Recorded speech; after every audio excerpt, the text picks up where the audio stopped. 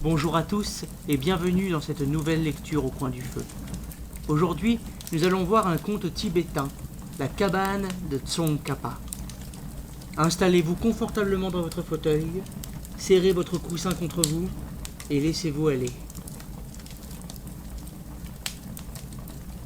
Sur l'ordre de son maître Théos Jedondup, Tsongkhapa s'était construit à l'écart du monastère de Chagyug, au bord d'un ravin, une cabane de bambou tapissée de nattes.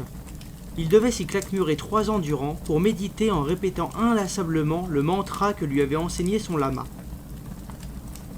Au bout d'1 an à peine, Tsongkhapa ouvrit la porte de sa cahute et sans retourner au monastère, sans rien dire à personne, prit le chemin de la vallée. Il fut aperçu par un moinillon qui courut avertir le maître de la désertion du réélu.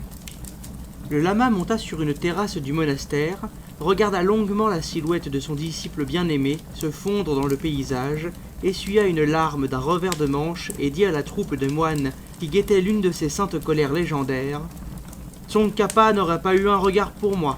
Il a oublié la bonté que lui a prodiguée son vieux maître, et de plus, il m'a désobéi. Que l'on jette sa cabane dans le ravin. » Les disciples se précipitèrent comme une bande de singes hurleurs vers la cahute qu'ils poussèrent dans le vide. Mais celle-ci ne bascula pas dans le ravin. Devant les yeux médusés des bonzes, elle resta suspendue au-dessus de l'abîme. De retour au monastère, ils racontèrent au maître le prodige. Celui-ci leur ordonna de se munir de longues perches de bambou pour ramener la cabane sur la terre ferme. Malgré leurs tentatives, ils ne purent la faire bouger et s'en revinrent déconfits auprès du lama. Maître Dondup, après les avoir copieusement traités de maladroits, d'impuissants, d'incapables, se rendit en personne au bord du gouffre. Il fit un signe de la main et dit quelques mots à la cahute que d'aucuns interprétèrent comme un mudra et un mantra secret. La cabane obéit. Elle atterrit d'elle-même sur le rebord du ravin. Le lama fit ouvrir la porte. Une spirale lumineuse de 5 couleurs s'en échappa, et à l'intérieur, on entendait encore bourdonner les paroles du mantra répété 1 an durant. C'était comme si les parois elles-mêmes étaient entrées en vibration pour prononcer à leur tour les mots sacrés, comme si la cabane s'était mise à prier.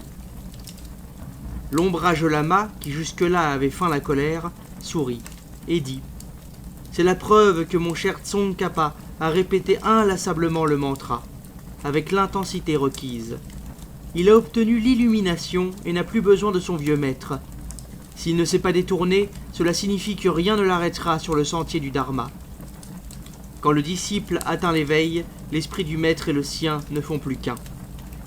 Tsongkhapa deviendra le grand réformateur du lamaïsme au XIVe siècle et le fondateur de l'ordre des Gelugpa, les bonnets jaunes dont sont issus les Dalai Lama. Quant à sa cabane, elle fut enfermée dans un grand stupa qui lui servit de reliquaire. On raconte qu'elle spalmodia encore longtemps le mantra après le départ de Tsongkhapa pour la terre pure des Bouddhas. Cette vie, une fine goutte de pluie, une étincelle qui s'éteint à peine apparue, ainsi ne gaspillez pas un jour, pas une nuit pour atteindre votre but. C'est ainsi que se termine cette histoire. Comme celle-ci fut courte, vous vous décidez à regarder plutôt vers le... Vous vous décidez à regarder vers le plafond et à somnoler dans votre fauteuil, bercé par les flammes qui continuent de brûler dans l'âtre juste en face de vous. Et c'est donc ici que je vous abandonne. À la prochaine!